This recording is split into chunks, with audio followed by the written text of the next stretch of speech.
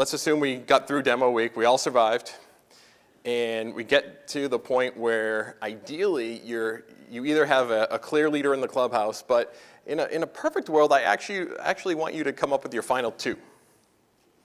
Okay? And I want you to take your final two and say, we're going to get you to a final round and do something that we like to call a competitive proof of concept, or sometimes people call it a bake-off.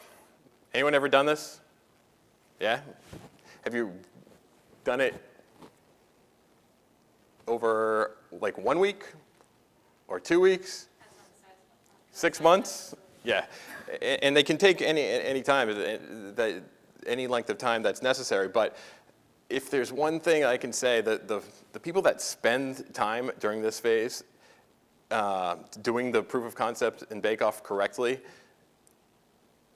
you're eliminating so much risk out of this decision, right? Because you're learning so much about what it's like to use this technology, but you're also learning what it's like to work with this partner. And they're learning what it's like to work with you. And so those lessons are invaluable to learn before you sign into the full contract and start a full implementation. If you can bubble up those lessons learned earlier in the process, you're going to be much, much better off. Again, the key to a bake-off done right is to make it real. So again, I want you to go back to those real scenarios. So typically we take that set of scenarios that we created for the RFP and demos and pare it down to usually a more manageable set of scenarios. And we say, we might provide some real content to work with. We get real people to interact with the team, and we set them up in real environments as much as possible. And you mimic a real implementation as much as you can. People always tell me, when we suggest this to clients, they say, oh my gosh, it's going to cost too much.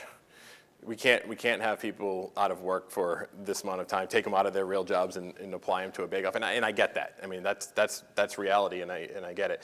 I will say, though, again, I'll harken back, the most successful projects are the ones that did put in the time here. So if you could balance that off with the cost of a failed implementation, it can be worth it. Now, you got to be a little bit flexible here. I get it. I'm going to be realistic here. I don't want to be on my high horse here and say everyone needs to do a 6-month bake-off and stop whatever you're doing and do a bake-off. No, that's not real. But at a minimum, you need to do a proof of concept. So while we recommend doing a competitive proof of concept, at a minimum, take your leader, and before you sign on to that full contract, do a true proof of concept to at least understand the basics, understand what it's like to work with them, but maybe even truly prove out some last gotcha items in the vein of a true proof of concept as well.